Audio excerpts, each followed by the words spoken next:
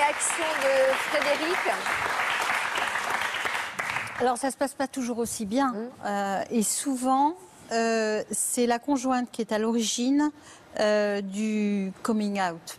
Parce que moi, dans les couples que j'ai pu suivre, qui sont confrontés à cette problématique, il y a souvent des problèmes de couple. Et souvent, la femme a du mal à mettre des mots sur un ressenti qui est là, une difficulté dans les relations intimes ou une distance. Et petit à petit, voit son homme évoluer vers une autre sexualité. Donc souvent, c'est elle qui éprouve le besoin que les choses soient dites pour sortir de cette situation qui est très douloureuse. Donc, et effectivement, Sylvie le dit, souvent, c'est plus facile à accepter que quelque part une infidélité avec une femme parce qu'il n'y a pas de concurrence possible. C'est ce que vous entendez souvent parce que c'est l'éternelle discussion dans les couples quand même et les réponses ne sont pas toujours évidentes. Non, et elles ne sont pas toujours identiques. Non.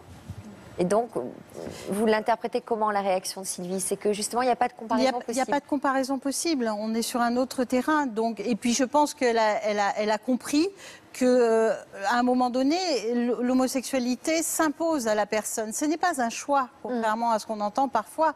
C'est une construction psychique qui va arriver jusqu'à une certaine certitude, mais qui va se manifester plus ou moins tard chez les individus. Il y a des individus, ça très vite, très tôt, qu'ils sont homosexuels. Et d'autres, ça se manifeste beaucoup plus tard. Mais en ce qui vous concerne, vous perceviez que vous étiez homosexuel ou ça n'a rien à voir avec ça? C'est juste que vous avez eu un coup de foudre l'un pour l'autre? Ah oui, oui. Moi, ça m'avait dit un quart d'heure avant, tu vas vivre avec un homme. Je posé la question du... Mais effectivement, c'est un mécanisme psychique de refoulement pour X raisons, pour correspondre à la norme sociale. En tous les cas, la structure psychique était déjà là. C'est-à-dire que... Oui, on avait un couple d'amis avec Sylvie qui était homo. Ils venaient manger, ils venaient passer des week-ends, on allait chez eux.